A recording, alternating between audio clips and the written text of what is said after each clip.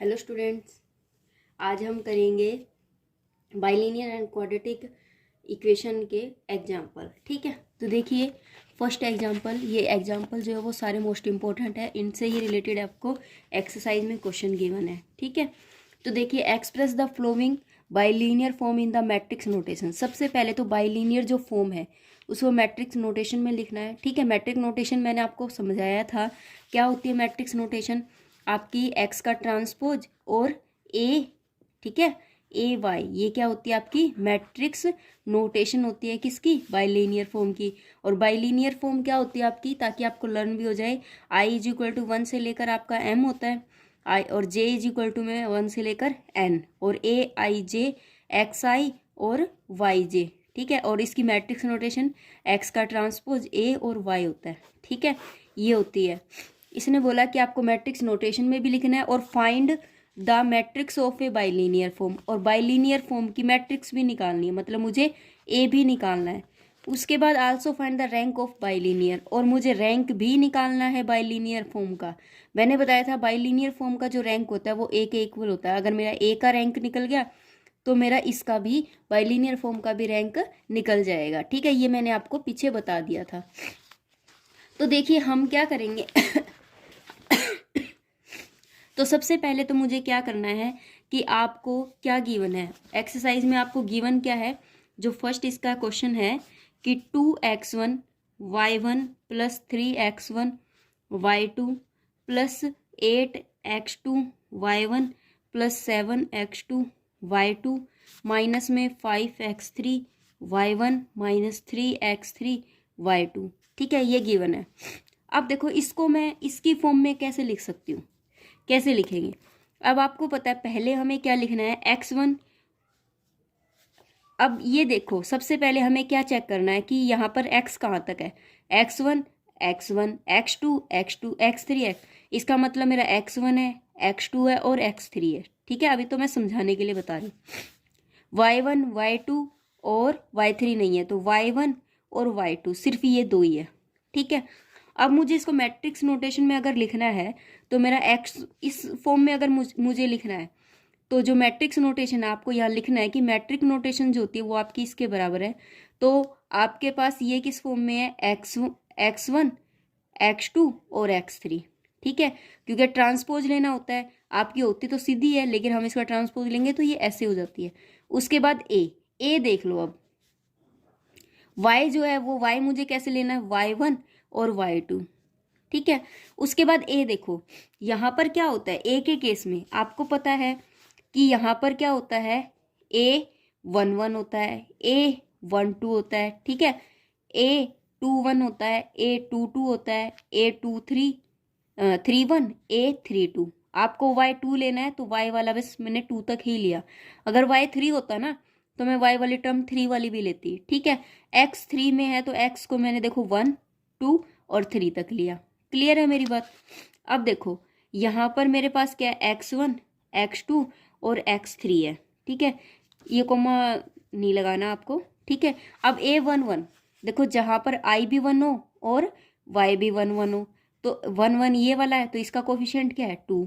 उसके बाद 1 2 वाला कोफिशिएंट क्या है 3, 2 1 वाला कोफिशिएंट का है 8, 2 2 वाला क्या है 7, और 3 3 या 3 1 वाला क्या है माइनस का 5, और ये क्या है 3 2 माइनस का 3, तो ये निकल गया। और ये क्या आ गया y1 और ये क्या हो गया आपका y2। तो देखो ये वाली फॉर्म आ गई। ये वाली फॉर्म कैसे है, ये आ गया आपका कि ये तो है x का ट्रांसपोज और ये क्या है a है और ये क्या आ गया y। तो मैंने मैट्रिक्स नोटेशन में तो इसको लिख दिया, मैट्रिक्स नोटेशन सिर्फ ये इतना ही है। ठीक है बेटा, उसके बाद देखो अब मुझे इसको क्या करना है, मैट्रिक नोटेशन में लिखने के बाद उसने क्या बोला, find the matrix of bilinear form. अब आपको मैट्रिक्स बतानी है, मैट्रिक्स मतलब मुझे ए बताना है। ठीक है, तो आप यहाँ पर लिखोगे कि matrix of bilinear form. Bilinear form की मैट्रिक्स क्या है, ये है बाइलिनियर फॉर्म की, और ए की जगह पर यहाँ पर क्या है ये, तो 2 3 8 7 -5 -3। क्लियर है। उसके बाद उसने पूछा क्या है कि आपको रैंक भी निकालनी है। तो मैंने आपको रैंक बताया था कि जो रैंक आपकी एक ही निकलती है ना, वही आपकी बाइलीनियर की होती है। क्यों? क्योंकि ये वाली जो इसकी जो रैंक होती है ना, मैंने पीछे जब थ्योरम करवाई थी उसमें बताया था कि इसकी जो रैंक होती है वो किसके बराबर होती है, इसके ए के बराबर होती है। ये मैंने कहाँ आपको बताया था, ये देखिए रैंक की जब बात की थी तब मैंने आपसे कहा था।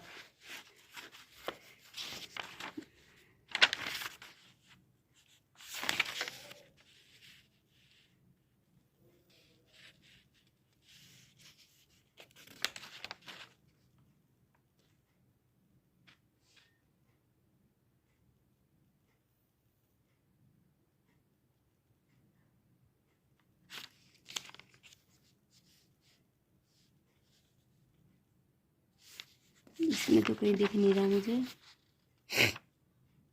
ये देखिए मैंने यहाँ बताया था कि matrix of bilinear form and the rank is called, देखो रैंक ऑफ ए, ये वाली जो लाइन है रैंक ऑफ ए जो है वो क्या कहलाता है, is called rank of bilinear form. कि जो रैंक ए का रैंक जो निकलेगा ना वही आपका रैंक निकलेगा किसका, बाइलिनियर फॉर्म का रैंक निकलेगा। ठीक है, तो ये बात तो हमारी यहाँ से क्लियर होगी। तो मैं अगर ए का रैंक निकाल देती हूँ तो वही मेरा क्या हो जाएगा, बाइलिनियर फॉर्म का रैंक हो जाएगा। अब इसका रैंक देखो, मैंने बताया था आपको इसकी जो रो बन रही है वो कितनी है 3, और ये क्या बन रहा है, कॉलम 2 का बन रहा है। तो मैंने बताया था जो छोटे वाला होता है ना रैंक, या तो आपकी क्या होगी, रैंक ऑफ ए या तो आपकी क्या होगी 2 के बराबर होगी, या फिर 2 से क्या होगी, छोटी होगी। या तो 2 के बराबर होगी या 2 से क्या होगी, छोटी होगी। तो हमें चेक करना है। तो मैं कोई भी 2 × 2 की मैट्रिक्स ले लेती हूँ, चाहे आप नीचे वाली ले लो चाहे ये वाली ले लो, ठीक है, वो आपकी मर्जी है। मैंने ऊपर वाली ले ली 2 3 8 7। इसका जो डिटर्मिनेंट है अगर आपका नॉट इक्वल टू 0 आता है तो वही रैंक है। 7 दूनी 14, 8 तिये 24, तो ये कितना आया आपका, -10 आया। तो इसका मतलब इसकी जो डिटर्मिनेंट आई है वो क्या आई है, नॉट इक्वल टू 0। अगर नॉट इक्वल टू 0 आता है देन इसकी जो रैंक है, रैंक ऑफ ए इज, वो क्या हो जाएगी आपकी 2 हो जाएगी। रैंक ऑफ ए क्या हो जाएगी आपकी 2 हो जाएगी। इस तरीके से तो ये जो रैंक ऑफ ए 2 आई है यही हमारी क्या है, बाइलीनियर रैंक है। यही हमारी क्या है, bilinear rank is equal to में 2 हो जाएगा। क्लियर है। उसके बाद देखो नेक्स्ट जो क्वेश्चन है आपका वो क्या दे रखा है, इसका जो सेकंड पार्ट है बिल्कुल सेम है, कुछ भी नहीं है। देखिए क्या दिया हुआ है आपको, x1 y1 plus 2x1 y2 minus 11x1 y3 plus 4x2 y1 plus 6x2 y2 minus x2 y3, ये गिवन है आपको। ठीक है, सबसे पहले तो मैं आपको वही आपको 1 वाली टर्म देखनी है, x1 हो गया। ठीक है, x1 वाली देख लो, x1 वाली सारी x1 वाली लिख दो, x1 y1 x1 y2 y2 वाली आ गई। ठीक है, x1 y3, ठीक है, इसको इकट्ठा लिख दिया, इनके आगे के कोफिशिएंट को लिख दो साथ में, ये क्या है माइनस का 11।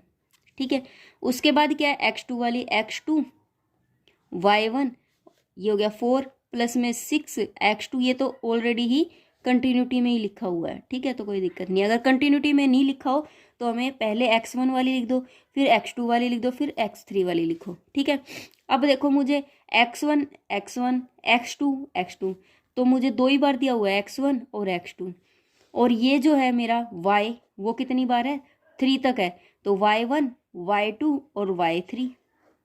ठीक है, अब a की बात अगर हम करें तो यहाँ पर देखो x1 y1, तो यहाँ क्या 1, x1 y2 2, ये क्या हो जाएगा माइनस का 11। ठीक है, और ये क्या दिया हुआ आपको x2 y2 यहाँ, x22 यहाँ, और x2 y3 क्या आ जाएगा यहाँ। ठीक है, क्लियर है। उसके बाद हम क्या करेंगे, इसको अगर मैं मैट्रिक नोटेशन में बताऊं तो इसको मैं कैसे लिख सकती हूँ, x का ट्रांसपोज है ये a है और ये क्या है y है, तो ये तो इसकी क्या हो गई आपकी मैट्रिक्स नोटेशन हो गई। ये क्या हो गई इसकी मैट्रिक नोटेशन हो गई। ठीक है, उसके बाद मुझे इसका क्या बताना है, इसकी मैट्रिक्स क्या बनेगी, मैट्रिक्स तो यही वाली बनेगी जो ए की है, तो ए की इसकी बाइलीनियर की जो मैट्रिक्स है वही ए की मैट्रिक्स है।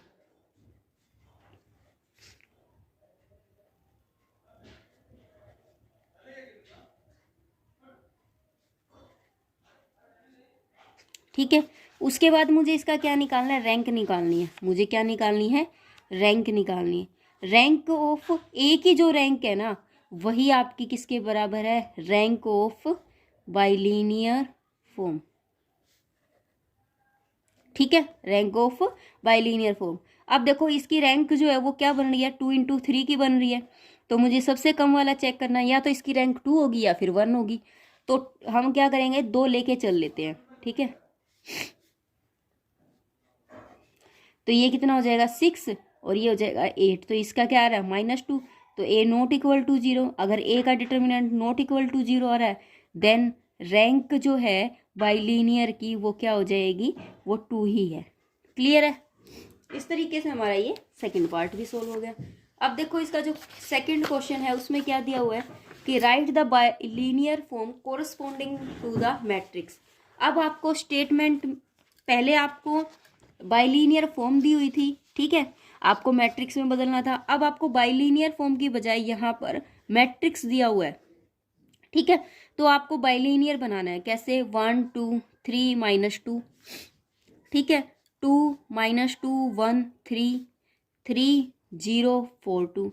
इस तरीके से गिवन है। आपको इसे किस में बदलना है, बाइलिनियर फॉर्म में बदलना है। कैसे बदलेंगे, आपको पता है कि ये जो मैट्रिक्स है वो किस चीज़ की, इसकी जो ऑर्डर है वो क्या बन रहा है, 1 2 3, 3 रो और 4 क्या बन रहे हैं, कॉलम बन रही है। 3 रो 4 कॉलम।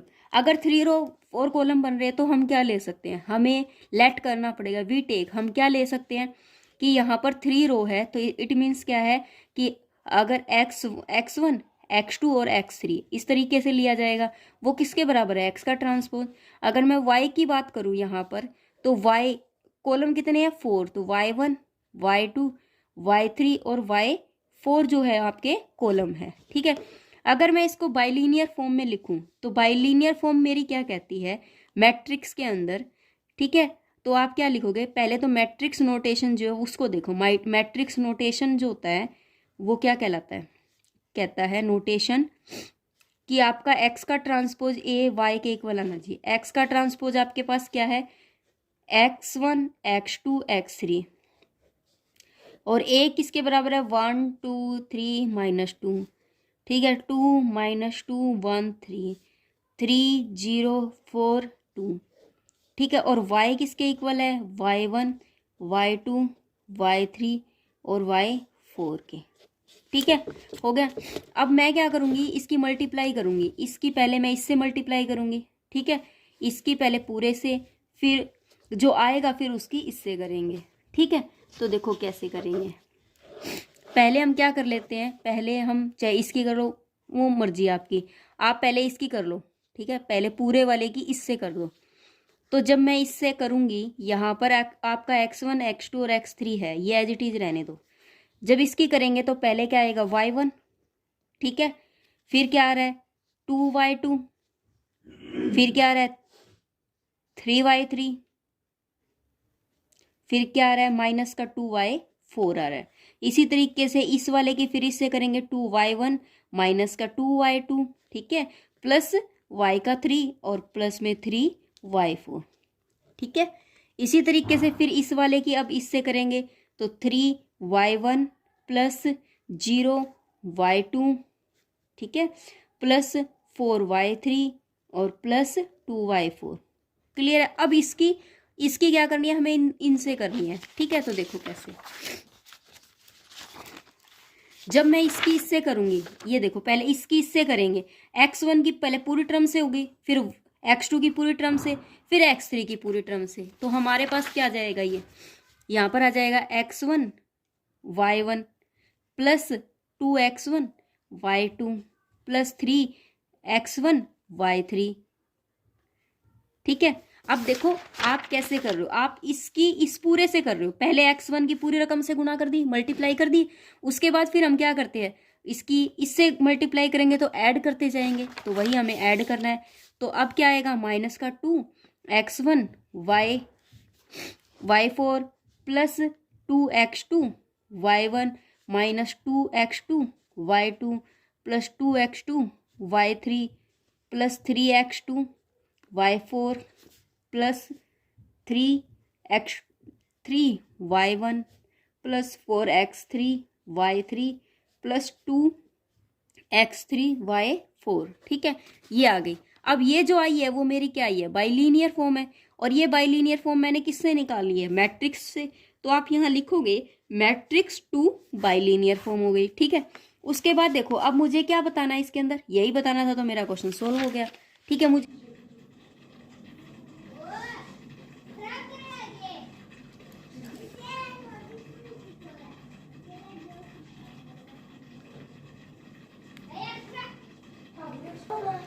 देखिए थर्ड क्वेश्चन में आपको क्या दिया हुआ है कि x1y1 माइनस 2x1y3 और 3x2y1, ठीक है, ये दे रखी है।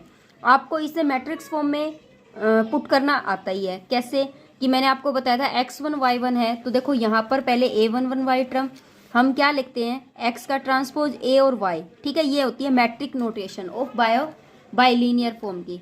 तो ये a11 वाली है, तो हम क्या करेंगे, a11 मतलब 1, x भी 1 y भी 1, इसका कोफिशिएंट क्या 1 लिख देंगे। फिर ठीक है, उसके बाद 1 2 वाला नहीं है तो इसका मतलब वो 0 है। फिर 1 3 माइनस 2, इस तरीके से जो है वो हम यहाँ पर रख देंगे इक्वेशन, ठीक है। अब मेरे पास जो मैट्रिक्स आई है वो क्या आई है, आपके पास मैट्रिक्स आ जाती है 1 0 माइनस 2 3 1 माइनस का 3 -1 -1, और ये आया आपके पास -1। अब उसने क्या बोला कि इस मैट्रिक्स को आपको किसके अंदर ट्रांसफॉर्म इनटू कैनोनिकल फॉर्म, आपको कैनोनिकल फॉर्म के अंदर इसे ट्रांसफॉर्म करना है, और also find the equation of transformation, और ट्रांसफॉर्मेशन की इक्वेशन निकालनी है।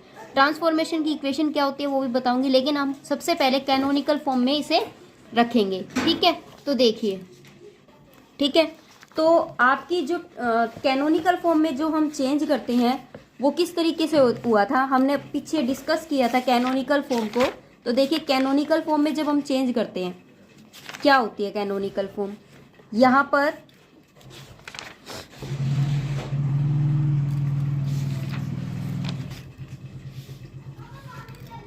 देखिए कैनोनिकल फॉर्म जो होती है ना वो क्या होती है, बाइलीनियर फॉर्म होती है, ठीक है, ये हमने उसमें पढ़ा था बेसिक में। अब जो होती है कैनोनिकल फॉर्म के अंदर हम क्या लेते हैं, यहाँ से आपको ये दो चीज उठानी है, x इज इक्वल टू में p का ट्रांसपोज u और y इज इक्वल टू में क्या v, ये तो हमें लेने हैं लीनियर ट्रांसफॉर्मेशन के लिए, ये हमें किसके लिए लेने हैं, लीनियर ट्रांसफॉर्मेशन के लिए। और कैनोनिकल फॉर्म के लिए लेना होता है मुझे p a क्या, ये हमने ना सेकंड चैप्टर है उसमें भी किया है, पी ए क्यू, यहाँ पर पी ए क्यू लेना है।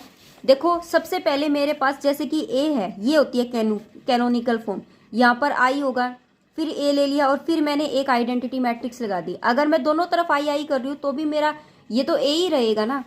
अब मुझे क्या करना है कि मुझे ऐसा कुछ करना है या कोई ऐसा ऑपरेशन लगाना है, रो का लगाऊं चाहे मैं कॉलम का लगाऊं, कि मेरी ये वाली जो मैट्रिक्स है ना वो आइडेंटिटी मैट्रिक्स बन जाए। मेरा मेन मोटिव ये होना चाहिए कि ये जो मैट्रिक्स है ना वो मेरी क्या बन जाए, आइडेंटिटी मैट्रिक्स बन जाए, ठीक है। जैसे कि मान लीजिए कि मेरे पास ये है 1 0 माइनस का 2 3 1 माइनस का 3 -1 -1 -1, मुझे ऑपरेशन इस तरीके से लगाना है कि ये मेरी आइडेंटिटी मैट्रिक्स बन जाए। और यहाँ पर आई, देखो आई यहाँ पर ये जो चीज होती है ना ये होती है रो के अकॉर्डिंग, ये किसके अकॉर्डिंग होती है, रो के अकॉर्डिंग। यहाँ पर रो कितने हैं 1 2 3, इट मीन्स मुझे रो 3 वाला लेना है 1, ठीक है। तो ये मेरी आइडेंटिटी मैट्रिक्स हो गई। इसी तरीके से बीच में ए लिखा जाएगा। अब देखो यहाँ कॉलम कितने, ये होता है मेरा कॉलम के अकॉर्डिंग, ये किसके अकॉर्डिंग होता है, कॉलम के अकॉर्डिंग। यहाँ पर कॉलम के अकॉर्डिंग आइडेंटिटी लेनी है। अगर कॉलम 4 है तो आपको आइडेंटिटी मैट्रिक्स 4 की लेनी है। तो यहाँ कॉलम 3 है तो 1 0 0 0 1 0 0 0 1। जब आप इसके ऊपर ऑपरेशन लगाओगे रो या फिर कॉलम का, जब आप रो ऑपरेशन इसके ऊपर लगाते हो आइडेंटिटी मैट्रिक्स बनाने के लिए, तो जब रो ऑपरेशन इस पर लगेगा तो आपको इसके अंदर चेंज करना है, न कि इसके अंदर। इसके अंदर चेंज कब करोगे, जब यहाँ पर कॉलम ऑपरेशन लगाओगे तब आप इसके अंदर चेंज करोगे। इसको कुछ भी नहीं कहना, इसको छेड़ना भी नहीं है, तब इसको इसके साथ बदलोगे, ठीक है। और जब इस पर रो लगेगा तो इसके साथ इसको बदलोगे, इसको कुछ भी नहीं करना, ठीक है। क्लियर है, ये आपका मेन है। फिर जब आप इसके ऊपर रो, इसको आइडेंटिटी मैट्रिक्स बनाते टाइम रो ऑपरेशन और कॉलम ऑपरेशन जो आप लगा रहे हो, ठीक है, तो ये आइडेंटिटी मैट्रिक्स बनते टाइम जब ये रो और कॉलम ऑपरेशन अप्लाई करोगे तो यहाँ मैट्रिक्स बनती जाएगी। यहाँ जो मैट्रिक्स बनेगी उसको हम पी का नाम दे देंगे और इसको हम क्यू का नाम दे देंगे। इसी मैट्रिक्स पी और क्यू की जरूरत हमें किस में पड़ेगी, ट्रांसफॉर्मेशन में पड़ेगी। ठीक है, तो देखिए सबसे पहले तो हम इसको कॉलम ऑपरेशन या रो ऑपरेशन अप्लाई करते हैं ताकि मेरी आइडेंटिटी मैट्रिक्स बन जाए। ठीक है, मैं क्या करती हूँ, सबसे पहले आप खुद अपने माइंड से कोई भी ऑपरेशन लगा सकते हो, बुक का देखने की आपको जरूरत ही नहीं पड़ेगी।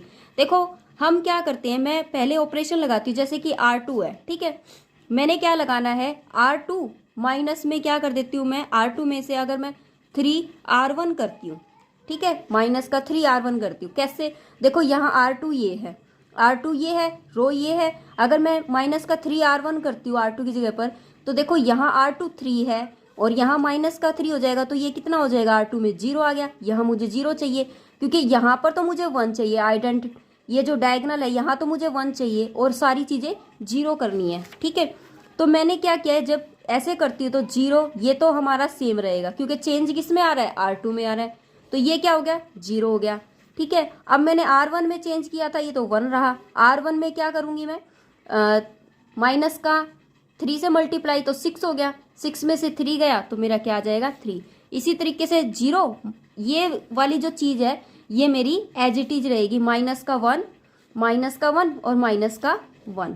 ठीक है, ये वाली चीज़ जो है वो मेरी कैसी रहेगी, एज इट इज ही रखनी है आपको। ठीक है, इसी तरीके से आपको क्या करना है, इसमें जब आप अप्लाई करते हो सेम रो अगर इस पर अप्लाई किया तो इस पर भी करना है। तो हम क्या करेंगे, R2 तो मेरा 0 है और माइनस का 3 करूँगी तो यहाँ पर क्या आ जाएगा, 0 0, यहाँ क्या आ जाएगा, माइनस का 3 1 0। ठीक है, यहाँ 0 0 1 है और इसको A और इसको एज इट इज रखना है, 1 0 0 0 1 0 0 0 1। उसके बाद देखो मुझे क्या करना है, अब यहाँ पर मैं एक ऑपरेशन लगा सकती हूँ कि R3 जो है ना, ये R3, ठीक है, अब मुझे इसको करना है तो मैं क्या कर सकती हूँ, R3 प्लस अगर R1 कर दूँ, देखो ये वाला 0 हो जाएगा। ठीक है, तो देखो जब मैं इसको करती हूँ तो 1 0 -2 किसी में चेंज नहीं आ रहा, सिर्फ R3 में चेंज आएगा, तो 0 1 3 ये तो क्या हो गया, 0 हो गया। ठीक है, अगर मैं इसमें ये ऐड करती हूँ तो ये -1 हो गया और इसमें ये ऐड करती हूँ तो माइनस का 3 हो गया। ठीक है, इसी तरीके से इसको चेंज करना है इसी के अकॉर्डिंग, तो यहाँ क्या हो जाएगा, ये बिल्कुल भी चेंज नहीं होगा, सिर्फ R3 में चेंज करना है, तो क्या होगा, यहाँ 1 आ जाएगा, यहाँ 0 ही है और यहाँ भी 1 आ जाएगा। ठीक है, अब उसके बाद A और इसको हमें कुछ नहीं छेड़ना, इसको एज इट इज रखना है बेटा। ठीक है, उसके बाद देखो नेक्स्ट जो पार्ट है मेरा इसके अंदर वो क्या कहता है, देखो इसमें मुझे क्या करना है कि 0 1 1 दिया हुआ है, अब मेरी ये ऑपरेशन लग चुकी है इसके अंदर। अब देखो मैं क्या करूं कि मेरा और पार्ट 0 है, जैसे अगर मैं इसको इसमें से घटाऊं, ठीक है, यहाँ पर अगर मैं इसमें 3 कर दूं, अगर मैं यहाँ C2 की मल्टीप्लाई 3 से कर दूं, ठीक है, तब भी मेरा क्वेश्चन सोल्व हो रहा है, या फिर पहले इसको सोल्व कर लेती हूँ इसकी मल्टीप्लाई 2 से करके और इसमें से इसको घटा देती हूँ। ठीक है, C2 में से, तो देखो क्या करते हैं, अप्लाई कर रही हूँ मैं C3 को, क्या कर रही हूँ, C3 प्लस में 2C1 कर रही हूँ, तो ये तो क्या हो जाएगा, 0। C3 में चेंज आ रहा है, C3 में तो ये वाला 0 होगा, न कि ये वाला 0, तो 1 0 और 0 0 1, ये तो एज इट इज रहेगा। क्यों, क्योंकि यहाँ तो 0 है, अगर 0 से C1 की करोगे भी तो भी 0 रहेगा। ठीक है, तो 0 -1 और ये माइनस का 3, ये रहा हमारा एज इट इज। अब देखो जब यहाँ C3 था और यहाँ 2C1 करोगे तो 2 हो जाएगा, तो 1 0, कॉलम को चेंज करना है, रो को नहीं, ये रो के अकॉर्डिंग चेंज होना है, तो इसको तो हमने कुछ कहना ही नहीं है। ठीक है, उसके बाद हमें कॉलम पर लगाना है, तो कॉलम पर जब लगाएंगे तो ये क्या हो जाएगा, 1 2 हो जाएगा, 2 हो गया, ये तो 0 1 0 रहेगा और ये 0 0 1 ही रहेगा। ठीक है, इतना हो गया मेरा। उसके बाद देखो मेरी ये 0 आ गई, अगर मैं इस पूरे को 3 से मल्टीप्लाई करके और इसमें से घटा दूँ, ठीक है, तो भी मेरा क्वेश्चन निकल सकता है। ठीक है, या फिर मैं इसमें से ये भी रो भी ऑपरेशन अप्लाई हो सकता है, वो कैसे, दोनों ऑपरेशन अप्लाई हो सकते हैं, रो वाला कैसे, इसमें से ये कर दूं घटा दूं तो भी हो सकता है मेरा क्वेश्चन, और इसमें से ये घटाऊंगी 3 मल्टीप्लाई करके तब भी हो सकता है। तो आपकी मर्जी है, आप कोई भी ऑपरेशन लगा सकते हो। R3 tense to R3 plus R2 कर दिया मैंने। ठीक है, तो जब मैं ये करती हूँ तो 1 0 0, ठीक है, ये क्या हो जाएगा, इसमें से ये घटाऊंगी तो ये 0 हो जाएगा क्योंकि R3 पर लगा रहे हो आप, तो ये हो जाएगा 0 0 0। ठीक है, अब उसके बाद यहाँ देखो यहाँ पर मुझे R3 के अकॉर्डिंग इसको भी बदलना है, तो ये क्या हो जाएगा 1 0 0, ठीक है, माइनस का 3 और 1 0। अब इसके अकॉर्डिंग बदलना है इसको, तो ये क्या हो जाएगा, इसको इसमें से घटाऊंगी माइनस का 2, ये क्या हो जाएगा 1 और ये भी क्या हो जाएगा 1, ठीक है। ये ए कॉलम को हमें एज इट इज रखना है, इसको कुछ भी चेंज नहीं करना, ठीक है बेटा। अब देखो ये हो गया। अब मैं अगर यहाँ 3 से कर दूँ, अगर मैं यहाँ पर 3 से कर दूँ डायरेक्ट, इस कॉलम को अगर 3 से मल्टीप्लाई कर दूँ, मतलब मैं ऐसे लगा दूँ C3 और C2 में माइनस का 3 कर दूँ, माइनस का 3 इसलिए किया क्योंकि यहाँ पर माइनस का 3 लेना है, माइनस का 3 C2 प्लस में C3 कर दूँ ताकि ये इसमें से घटकर 0 आ जाए ये वाला, तो 1 0 0 0 1 0 और यहाँ 0 0 0 है ही, तो किसके इक्वल आएगा। अब कॉलम के अकॉर्डिंग हो रहा है तो हमें रो वाले को एज इट इज रखना है, इसमें कोई चेंज नहीं करना, ठीक है। अब ए, तो यहाँ क्या बन जाएगा 1 0 2, ठीक है 0। अब यहाँ 3 किया था ना मैंने माइनस का 3, तो ये माइनस का 3 हो गया, तो यहाँ पर भी क्या आ जाएगा माइनस का 3, तो यहाँ 1 माइनस का 3, ये तो 0 है तो यहाँ तो 0 ही रहेगा, ठीक है। ये आ गई। अब देखो ये तो मेरी क्या बन गई, आइडेंटिटी मैट्रिक्स बन गई, या फिर आप इसे बोल सकते हो नॉर्मल फॉर्म भी बन चुकी है ये वाली तो मेरी, ठीक है। अब ये नॉर्मल फॉर्म जो बनी है तो ये तो मेरी क्या निकली है I2 की निकली है, क्योंकि अगर यहाँ I एक और आ जाता जब I3 की होती, तो मेरे पास क्या आ गई I2 0 0 0, ये क्या बन गई मेरी कैनोनिकल फॉर्म आ गई। किसके बराबर है ये PA क्यू के। P की वैल्यू क्या दे रखी है आपको, ये वाली है 1 0 0 माइनस का 3 1 0 माइनस 2 1 1। तो देखो मैंने खुद आपके साथ आज पहली बार ही कैनोनिकल फॉर्म को सोल्व किया है, ठीक है। तो देखो कितनी इजी तरीके से निकल चुकी है ये। उसके बाद देखो क्या है P और क्या निकल गया। अब मुझे इसके ऊपर ट्रांसफॉर्मेशन लगानी है, उसने बोला इसके ऊपर हमें क्या लगानी है ट्रांसफॉर्मेशन। जब आप इसके ऊपर ट्रांसफॉर्मेशन अप्लाई करते हो तो हमें x की वैल्यू जो है वो हमें P का ट्रांसपोज U लेनी है और y की वैल्यू QV लेनी है। अब देखो x क्या है आपको पता है, x क्या है हमारे पास x1 x2 x3, ठीक है। और P क्या है ये, इसका ट्रांसपोज अगर कर देती हूँ तो 1 माइनस का 3 माइनस का 2 0 1 1 0 0 1, ठीक है। U क्या है U1 ले लेते हैं, U2 और U3, क्लियर है। अब देखो पहले हम इसकी मल्टीप्लाई करेंगे तो ये क्या हो जाएगा U1 माइनस का 3 U2, ठीक है, माइनस का 2 U3। उसके बाद इसकी करेंगे तो U2 प्लस U3 फिर U3, ठीक है। ये आ गई मेरे पास। यहाँ क्या है x1 x2 x3, ठीक है। अब देखो x1 की वैल्यू मेरी क्या आ रही है, x1 की वैल्यू आ रही है मेरी U1 माइनस 3 U2 माइनस का 2 U3, और x2 की वैल्यू मेरी क्या आ रही है U2 प्लस U3, और x3 की वैल्यू क्या आ रही है U3, ठीक है। ये तो निकल गई मेरी ट्रांसफॉर्मेशन, ये एक निकली है। अब मुझे y निकालना है, तो देखो y के लिए मुझे क्या करना है, y इज इक्वल टू में क्या दे रखा है QV लेना है, तो y की y1 y2 y3 as it is रखोगे, ठीक है। और q जो है q की वैल्यू क्या है 1 0 2 1 0 2 0 1 माइनस 3 और 0 0 1, ठीक है। v क्या है v1 v2 v3। अब देखो इसकी मल्टीप्लाई करेंगे तो क्या हो जाएगा, ये v1 हो गया, ठीक है, प्लस v3, ठीक है। अब इसके ऊपर क्या हो जाएगा v2 माइनस का v3, ठीक है, ये हो जाएगा v3। अब y1 इज इक्वल टू में क्या आया, y1 इज इक्वल टू में v1 प्लस v3, ठीक है, और y2 इज इक्वल टू में v2 माइनस का v3 और y3 इज इक्वल टू में v3, ठीक है। ये मेरा आंसर आ गया, ठीक है। उसके बाद देखो हो गया इतना। अब देखिए क्या दे रखा है,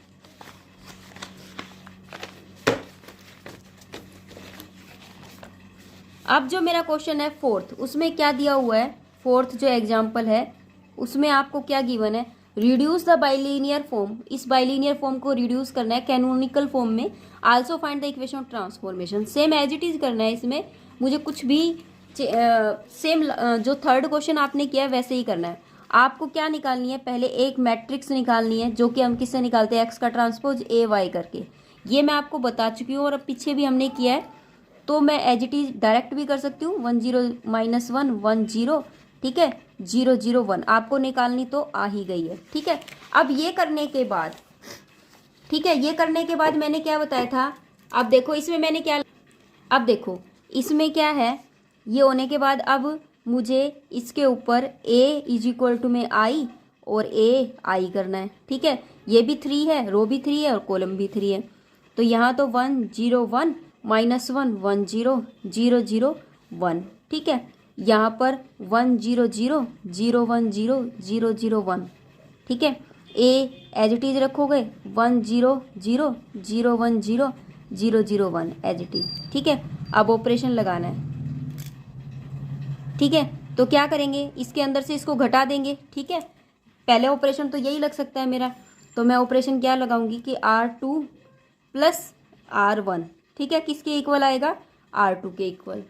1 मिनट अभी पेन ले ले, ठीक है, R2 के इक्वल। तो देखो यहाँ पर क्या है, अगर मैं ऐसा करती हूँ तो 1 यहाँ 1 0 1,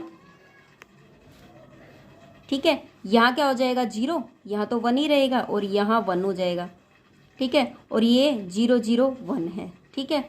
अब इसके अकॉर्डिंग ये वाला चेंज होगा, क्योंकि मैं रो मैट्रिक्स लगा रही हूँ, तो ये 1 0 0 रहेगा। R2 में जो चेंज आएगा वो 1 हो जाएगा, यहाँ 1 यहाँ 0 यहाँ 0 0 1। और a ये एज इट इज 1 0 0 0 1 0 0 0 1, ठीक है बेटा। अब उसके बाद देखो मुझे क्या, कौन सा ऑपरेशन कैसे लगाना है। अब मुझे लगाना है कॉलम। कॉलम ऑपरेशन क्यों लगाना है, ताकि मेरा ये घटकर और यहाँ 0 आ जाए, ठीक है, या फिर इसमें से ये घटा दूँ तो ये 0 आ जाए, ठीक है। दोनों ही लगा सकते हो, वो आपकी मर्जी, आप दोनों साथ में लगा देते हैं, पहले इस वाले में से ये घटा देते हैं फिर इस वाले में।